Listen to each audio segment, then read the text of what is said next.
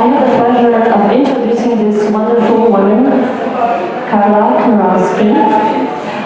She's the Chief Executive Officer at the Abraham Lincoln Foundation and former Vice President of Northeastern Illinois University.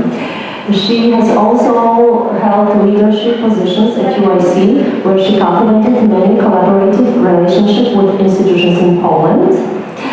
Carla was also involved in the naming of Lech Wałęsa Hall here at the Northeastern Illinois University. You're probably familiar with this building, but you didn't know that I was the person who made it happen.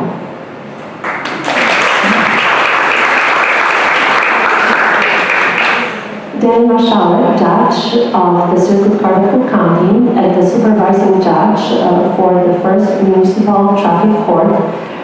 She's a great inspiration and mentor for new judges who start their work at traffic court.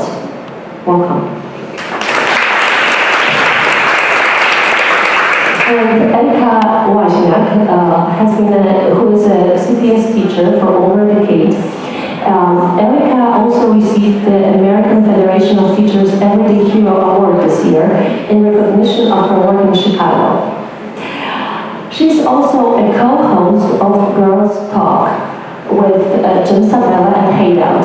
This is the show that features local women who are doing great things in our city.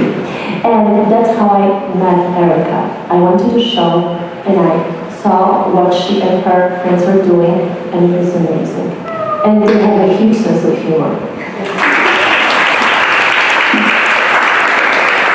So, I'm grateful and very glad that you are able to be part of this event.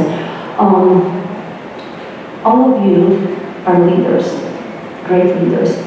Did you always know what you wanted to do in life? Start on my end. And I want to clarify, I helped bring Lech Wałęsa Hall here, but I didn't do it alone. There were so many people involved, most especially President Hans.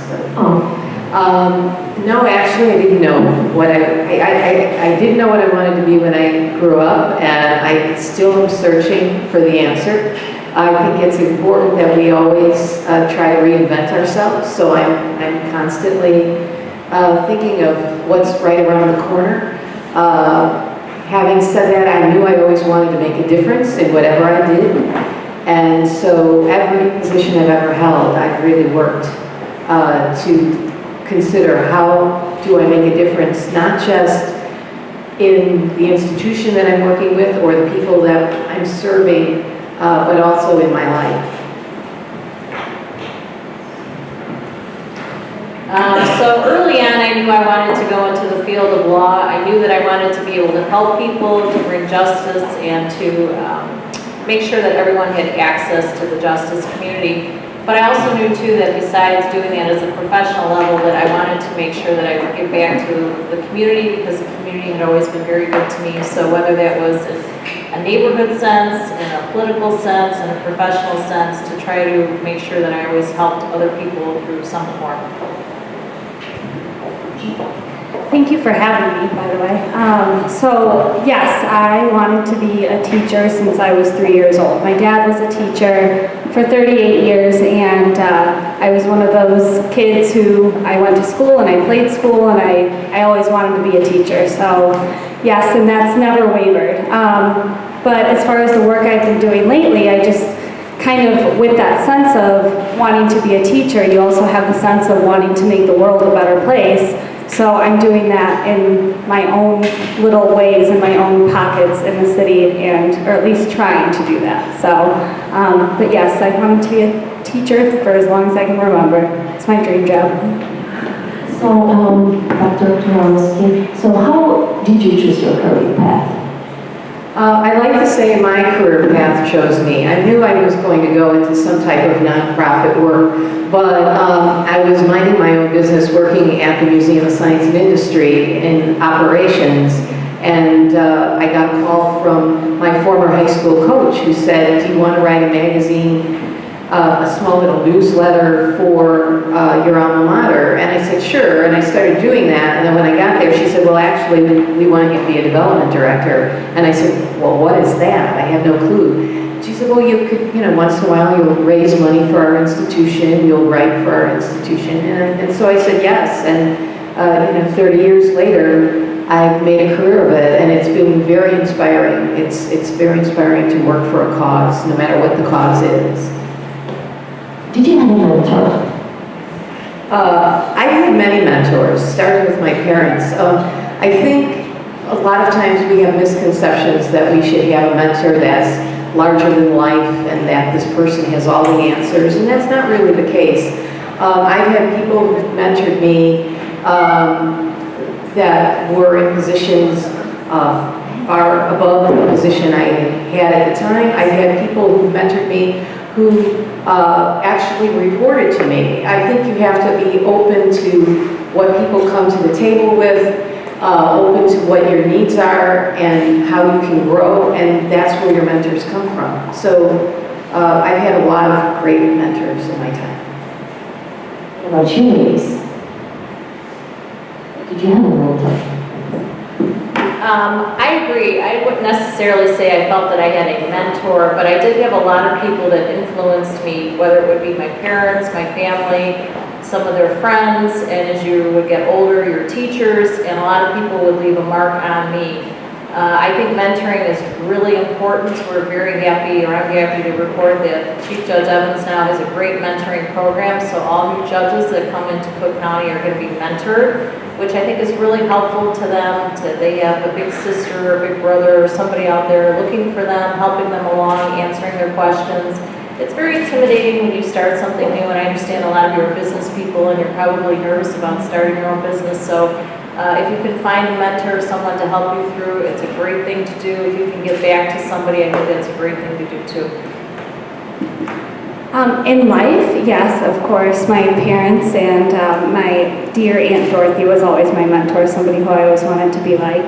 Early on in my career in Chicago Public Schools, I did not have any mentors, which was really difficult. So a lot of teachers are faced with being given the keys to their classroom and having to just teach. So that was difficult. I would have loved to have a mentor when I was younger, but moving to my new school that I teach at now, which is called Oriole Park, I had tons of mentors, so I was very lucky in that way. And then women like you all, who I look up to, I consider mentors that I'm able to, bounce ideas off of, or, try to learn new ways of doing things. So I consider almost everyone that I meet a mentor as well. And if I just might, I just want to reinforce what Diann said, and that is, it's important to have mentors. It's also important to be a mentor. You have to pay it forward, and wherever you've gotten in life, at every part of your life, it's important to give back to those who are coming up, so that this continues, the process continues. And just bouncing off of that, having had the experience that I had, now whenever a new teacher comes into my building, I work really hard to make sure that they feel supported as well. Even though that's not an official role, I try to do that for any new teachers in the building.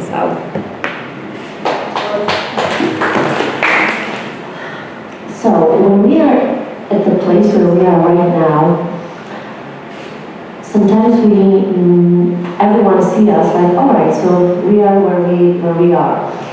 But we know exactly that there are ups and downs when you're going your way to the top. What was the most challenging hurdle for you on your career path, and how you were able to overcome it? My most challenging, and it's still a challenge for me everywhere I go, is leaving. You have to know when to leave, and you don't have to leave every place that you're at, but typically if you don't take the risk to leave, you'll start to stagnate. And you're also not always doing what's best for the institution you work at, because they need new blood, they need new ideas. So the biggest challenge for me has always been to know when to go, not just to help the institution, not just to advance my career, but also because I become attached to the people that I work with, and I become attached to the cause. But you have to know when to go, because the only way you're going to grow is if you take the risk and move to the next spot, no matter how scary it is, or unsettling, or there's a million adjectives I can ascribe to that. I would say my most challenging aspect is I have people in front of me on a daily basis that I'm going to be affecting their lives in either a good way or a bad way for them. And you have to really know people, you have to be nice to people, considerate people, but you also have to do the right thing. And sometimes you're making a judgment call, you're deciding who you're going to believe or not believe. Those are not always easy tasks. There's no training for those kind of things. So the one thing I always tell people is just do the best you can, be nice to everyone, and hopefully you will succeed in your career just by being good to people. For me, I think my biggest challenge has been getting that innate respect that we don't always get as women, especially as a white blonde woman who is pretty smiley and very nice. I don't walk into a room and command respect. I earn it, and I think that that's something that we don't always talk about as women, that we don't innately get respect for just walking into a room. We really have to earn it and prove ourselves, and that's something that I've worked really hard to do in my work as an activist, and that's been difficult, but it's also something that I'm willing to do for the greater good. So, if I may play on that one, that happens frequently. And it's very important that when you're in the moment and it's happening to you, and it will happen to you if it hasn't happened to you, that if somebody's looking beyond you or past you because they don't see that maybe you're going to have something to offer, that just stay in the moment and remain confident and do what you know how to do, and people will take notice. You just have to persevere. You can't get exasperated and throw your hands up or shut down. Stay in the moment and keep moving forward. I'd like to ask you about that, because this is very important, and I'm 100% sure that 99% of this audience face it from time to time, if not always. How did you build your confidence, and how can an immigrant woman build theirs? Because it's even more challenging. Maybe, for example, speak different, sound different. People not always treat you serious because you sound different. Well, this may be a glasses half full approach, but I always take that approach. And that is, I think you have to just be confident in who you are. The voice you have is the voice you have, literally and figuratively. Your inner voice and the voice that was given to you. Where you were born is where you were born, and you have to embrace it.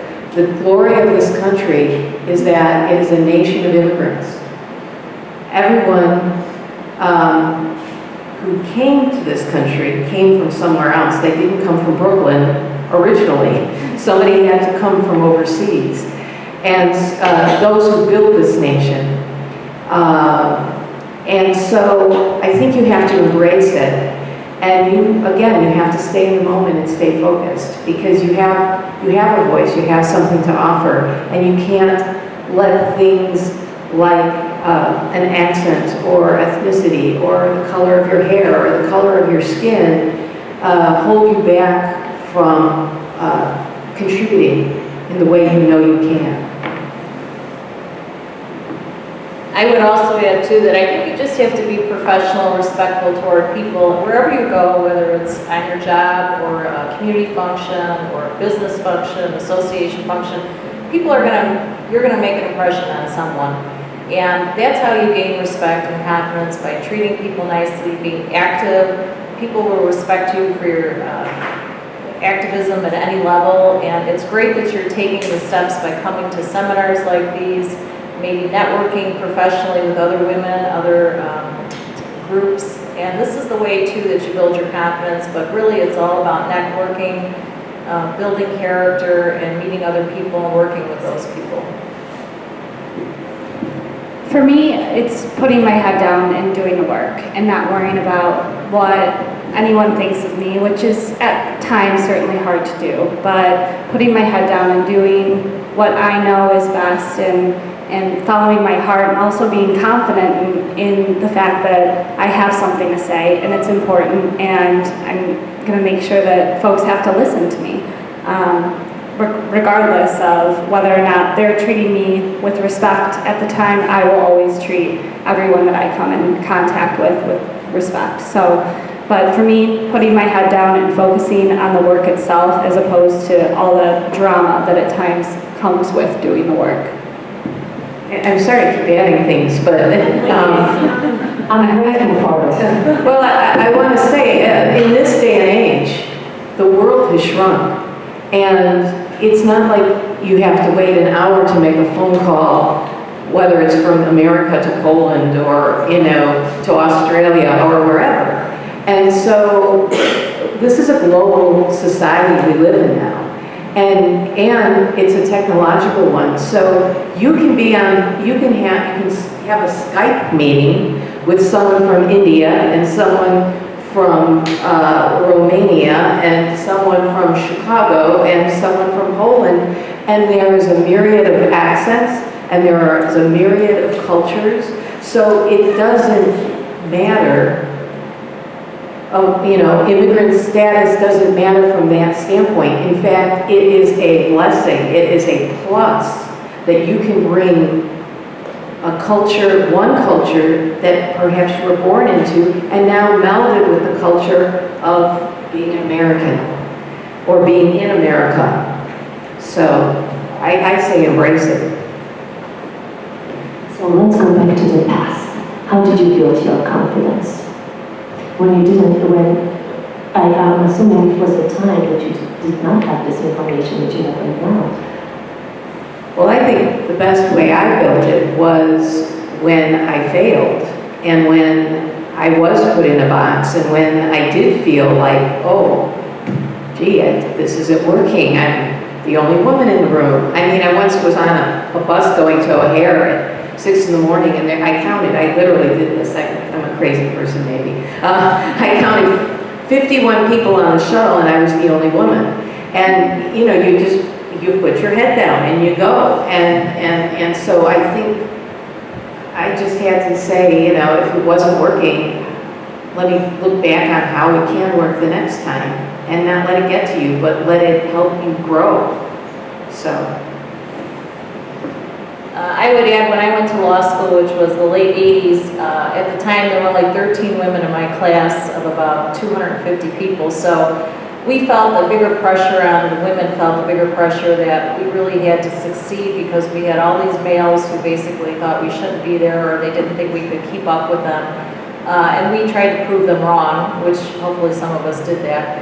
But you just have to do a good job, do whatever you're doing. There are a lot of obstacles. People do treat you differently. I see that sometimes too with some older gentlemen appear in front of me. They'll be like, oh, okay, honey, thank you for that continuance date. Or they'll say, oh, sweetie, could you tell me the date again? And you sometimes have to give them a little bit of leeway because they're older. That's the generation they're raised in too. But there are so many obstacles I think that women do encounter.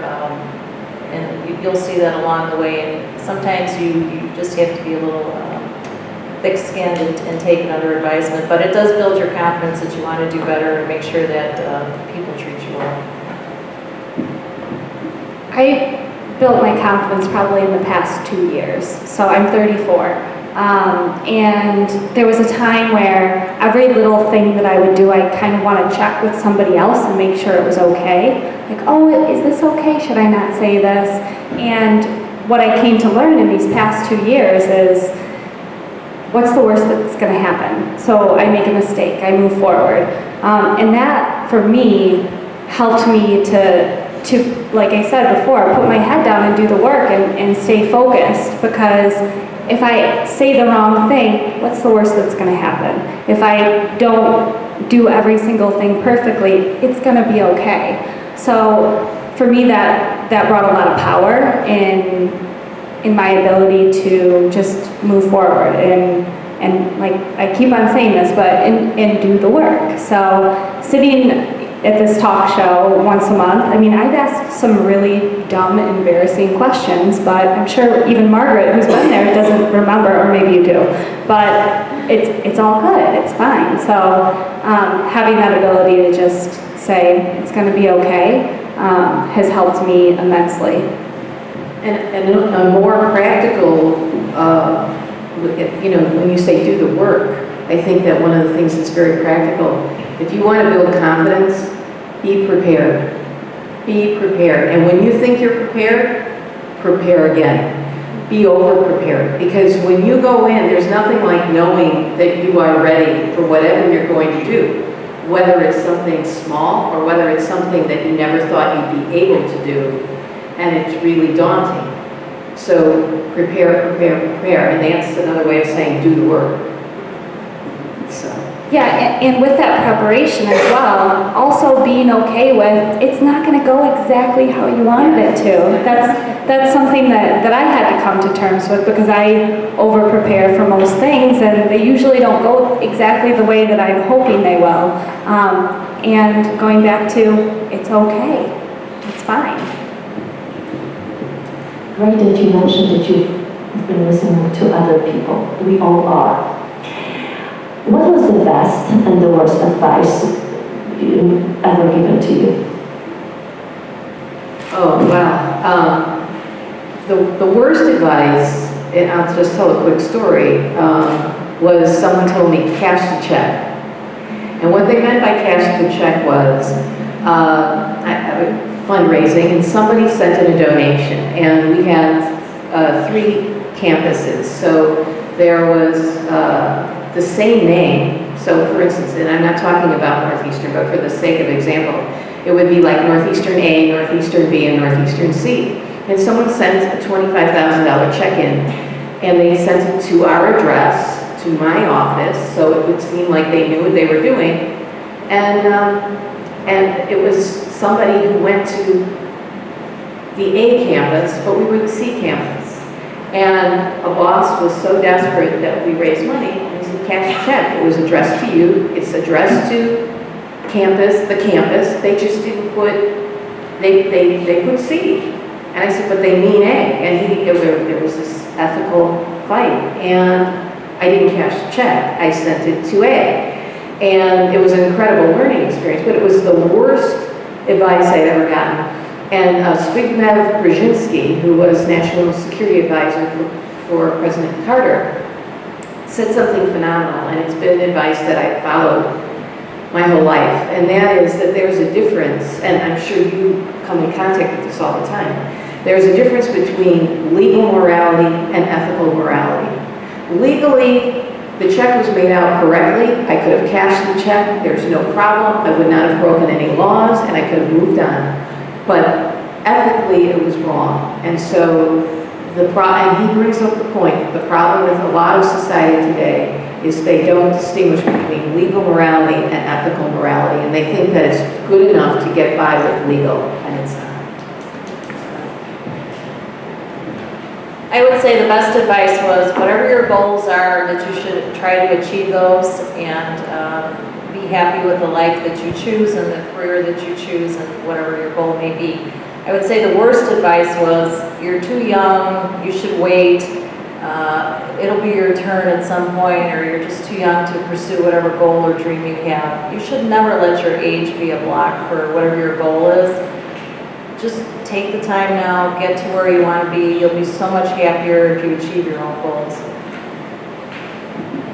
So the best advice that I ever got was to live in day-tight compartments, which is how I live my life. So you just worry about what you're going to do within the realm of that 24 hours, and you do what you can do within those 24 hours. Which at times can be a problem because then I have no idea what I'm doing on Saturday or Sunday or whatever it is. But that helps me manage my time very well. I can't think of any really terrible advice. I think any time that I've been in a situation where we're putting down, I'm in a conversation where other women are being put down.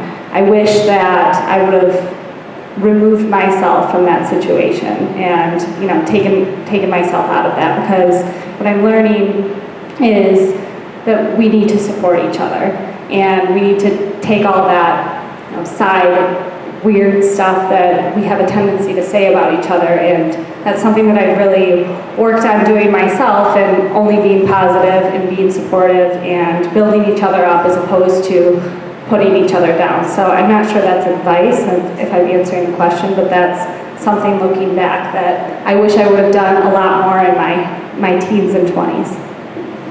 I forgot to say what was the best. The best advice I ever got was from my mother, who told me, I was freaking out one day because I didn't know what to do and what I wanted. And she said to me, it's okay not to know what you want, as long as you know what you don't want. And I have used that throughout my life, because when I'm in the midst of not knowing what I want, I almost certainly always know what I don't want. And I eliminate things real fast by saying, that is not for me. Thank you. All of you are very successful. What was, I'm sorry, how do you measure success for yourself as a leader? I measure it institutionally and personally by growth, if I have growth. So it doesn't necessarily mean that everything worked out the way it should. It doesn't mean that I won. Sometimes it could be a bitter loss in whatever it is. But if I've grown from it, I view it, I chalk it up as a success. I would say that I have a position where I was supervisory position. I also on the board of directors for several professional organizations. I also am a neighborhood president of a community organization, which actually we're neighbors, and she lives around the corner from me, so she's one of my neighborhood residents. But the big thing to do is just to work with the people, get the job done, try to be inclusive, listen to others, wear a lot of different hats, give back to the community, and I think all of those things will make you grow. You'll also meet a lot of interesting people. You'll feel like you know what's going on in your neighborhood or your work by your involvement, and I think it's a great thing to be involved and give back to the community. Creating discourse, I think, is incredibly powerful. Having those conversations like we're having here today, I think if, bringing a subject to light and having a conversation about it, I think is so powerful. And that's how I think I measure my own success is if somebody's talking about an issue that I'm passionate about, or somebody's talking about something that I think that they should be talking about or I want to talk about. So that discourse, I think, is just so powerful, and I really appreciate what you guys are doing here today. So thank you for doing this. Thank you. Sometimes people have great ideas, but it's hard to implement them. How do you get others to accept your ideas or to follow you? Well, sometimes you're in a position where you're not in the authority position, so you can't always get your idea across, but you should always express your idea. If you are having trouble getting it across, don't give up on it. Persevere, circle back. There may be another avenue by which you can float that idea, another person, another meeting, another institution, another time. It's the old, okay, not now, but it's going to happen, it will happen. So it's very important to just persevere and not give up on your own idea. And eventually, the right person may be listening. Almost always, I feel, the idea will see the light of day. You have to be patient, you have to persevere. I would also say too that communication is really your friend and something like that some people just don't know, or they don't like change. But the best thing to do is just to talk to people, sit down with them one-on-one, sit down with them as a group, make sure that both sides of an issue are explained to people so that they can make an educated choice or a guess. I think when you're a supervisor, or if you have people that work for you, sometimes they just don't like change, and sometimes change is the right way to go. So it's educating the people that work with you and for you. So the question was our ideas, yeah? Yeah, if you have an idea how you can, like, how people can follow and encourage them to do what you want. Yeah. Well, I think there's a lot of power in social media. I think Twitter is our friend, and Facebook, and communicating in that way. I'm also a big fan of petitions, so I've created a few petitions, and just getting people, like I said before, having that discourse. But as far as work at my school goes, I think the most important way of conveying ideas is by listening and understanding why somebody might not want to get on board with your idea. And I think you gain a lot of power in that way, and understanding and not getting upset or taking it personally, which is sometimes difficult to do. But I think the best way of really getting an idea across is by being a good listener. Yes, and I agree with that. And also what Diann said is, when I say persevere about your idea, you have to do that in the structure of being flexible. So as was pointed out, be a good listener and work, because people sometimes don't like change. And so you have to listen to what the objections are to your idea, or why are they shutting down to your idea. And you have to be flexible enough to not give up on the idea, but perhaps to repackage it in a different way that will get you to a yes. So, and that takes listening, that takes communicating. What is the difference between a leader and a manager, in your opinion? Because sometimes I think that there is a huge misunderstanding between those two positions. Well, a manager oversees people, can get jobs done. It's like if you're on a ship. You know, the manager might, make sure that things get on the ship, make sure the people on the ship are working, but the leader is charting the course for that ship. The leader's gauging whether the seas are rough or whether they're calm. Should we go left? Should we go right? Should we turn around and go back? So the leader really has a vision, has a sense of the broader life of the institution in its totality, not just in the moment, and the manager is really focused on the job at the moment, managing their area.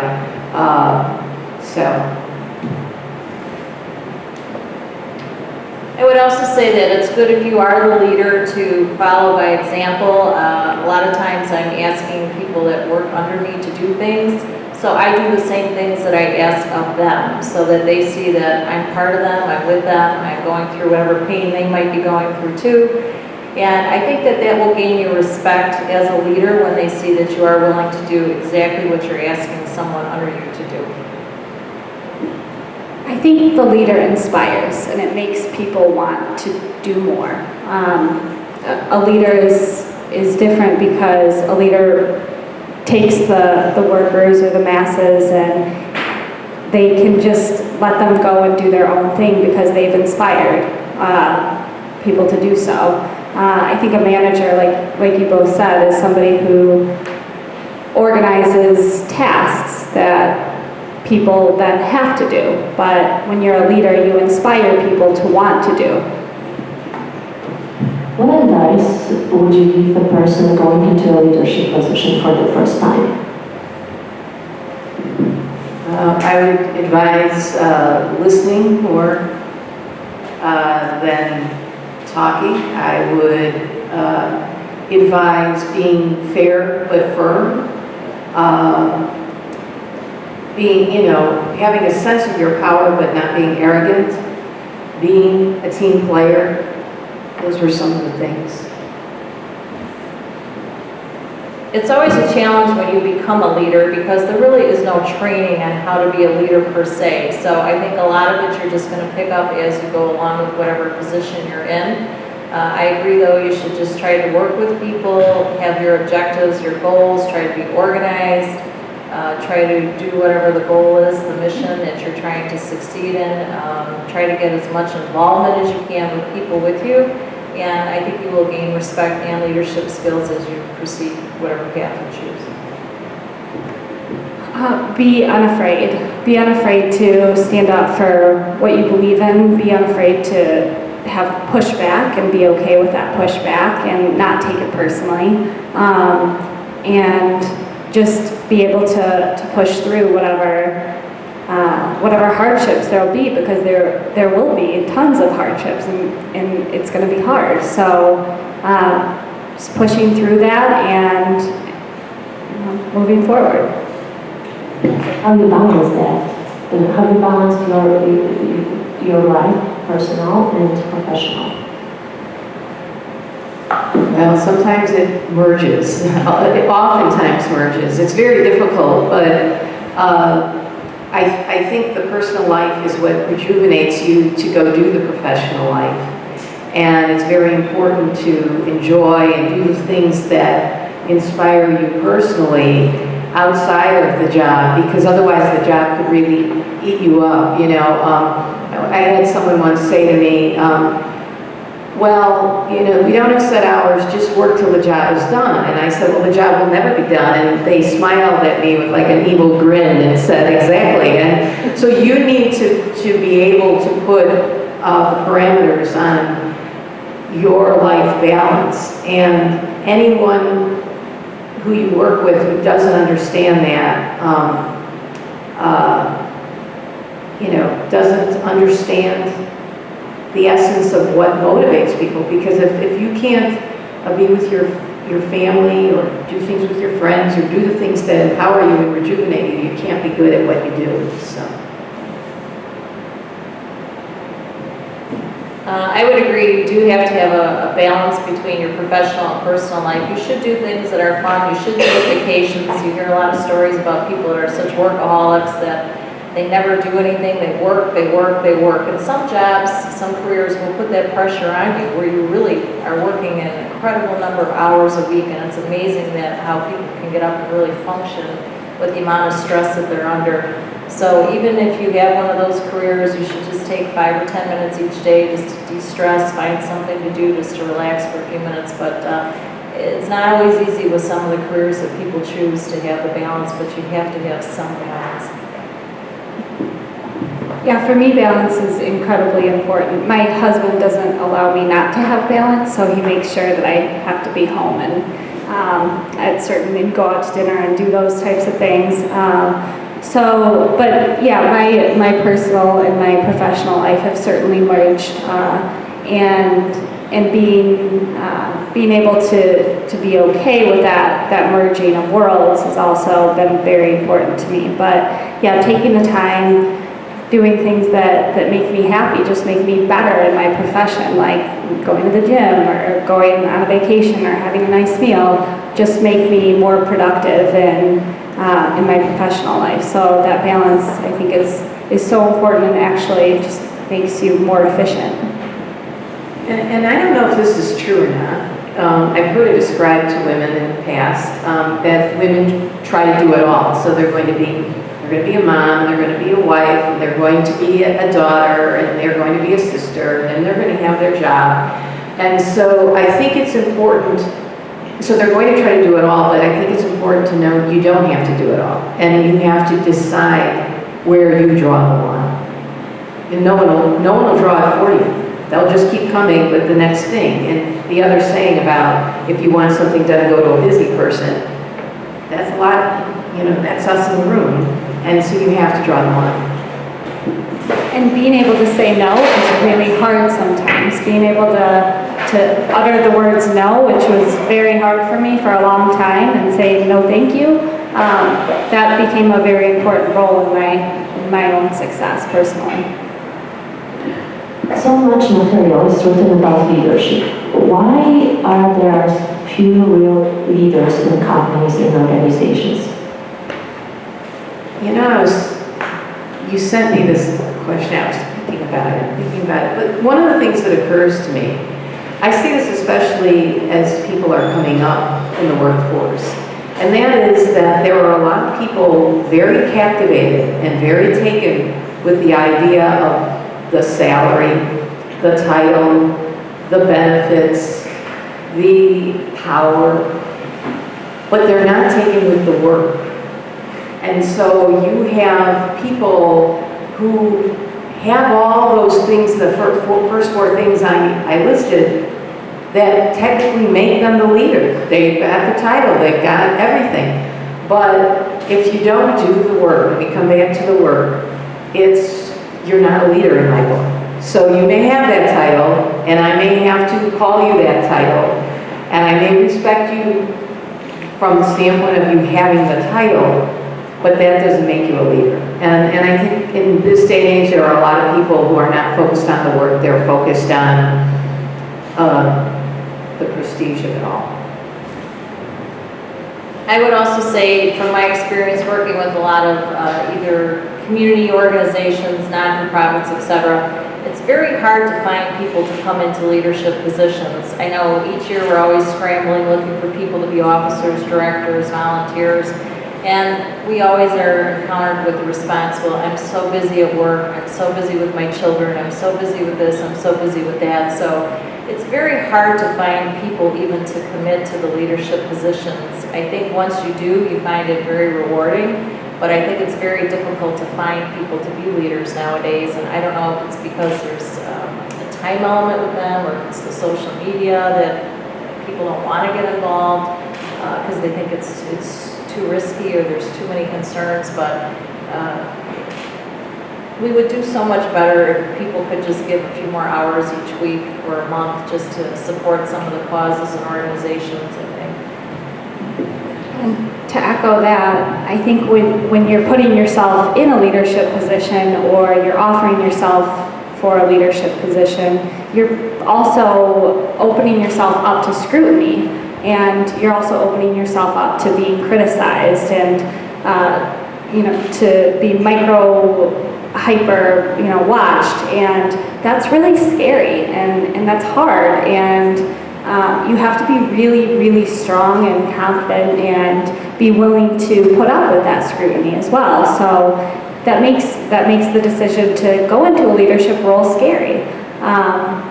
But we have obviously people who are doing that and who are willing to endure for the greater good. And if you don't want to fall into the trap of the title, the salary, the power, but you need to check yourself at the door every day and say, what are my motivations? What are my motivations? Why am I doing this? Am I up for this? Because if I'm not up for it for the right reasons, I'm going to fall into the trap of doing it for the wrong, and I'm going to be a poor leader. So you need to every day check yourself and say, what are my motivations here? Are they pure, or are they, I can't think of the word, but self-beneficial, Thank you so much. It was wonderful to listen to you, and I hope we learned a lot. We still have a few more minutes, so if there are any questions from the audience that you would like to ask our guest speakers? What would you say that is the difference between the woman leader and the male leader? Why are women different in leadership? Well, my own personal bias is I think that women are better leaders. I think that they tend to be more organized. They tend to be more focused on scheduling meetings, taking minutes, getting documents done. Although there are men that are very good at that too. But when you look at a lot of the leadership positions, I mean, traditionally women were always the secretary because they felt that they were the ones that were better at taking the minutes and the notes and et cetera, mailings and things of that nature. But I think either sex can be fine, it's just you have to commit to doing the work, and usually leadership does involve some work. So just do the work, you'll do a fine job, and everybody will be happy.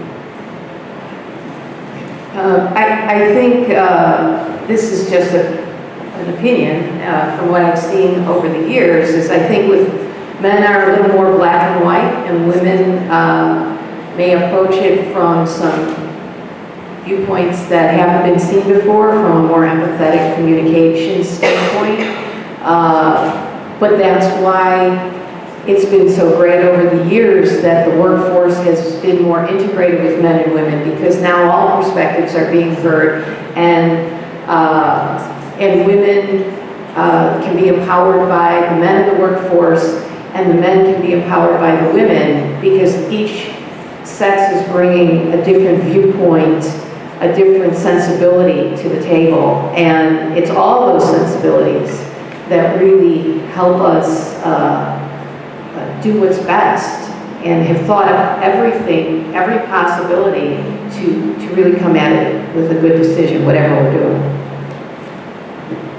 I think women leaders have more of a sense of empathy, and that's not putting down men, but I think that a lot of conversations that I've had with men leaders that I've worked with have been, you need to acknowledge if somebody's having a problem, because if somebody's coming to you with a problem, then it's very important to that person. Even if it seems stupid to you, it still is a problem for that person. So you need to acknowledge it, and also trying to meet people where they're at. I feel like we as women do such a great job of trying to see the other perspective and having empathy for the other's perspective, and having the ability to listen and learn and see how you can take whatever issues there are and make them better, and then reflect on your own leadership to then make your leadership better.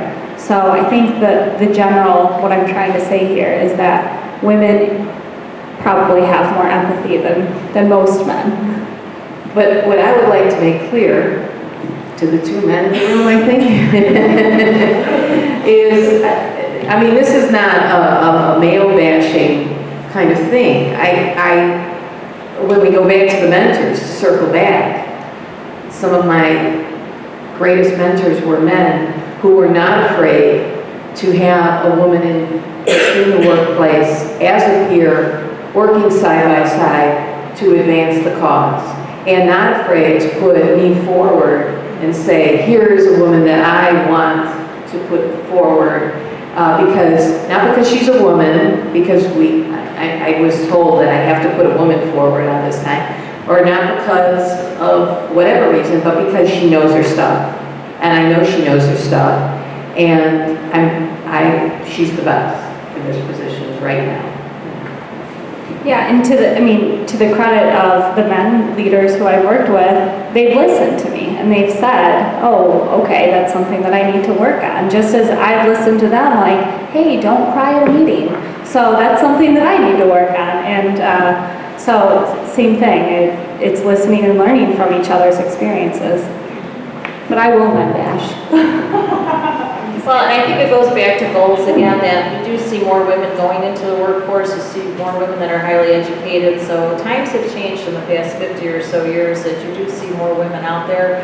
You look at the CEOs of some of the larger companies now, they're women, they're making the same salaries as some of the men, so we're getting to that point now where it's pretty even, going to be pretty even in the career paths, which is a great thing to see. I was totally just kidding about the men bashing, sorry. Any other questions?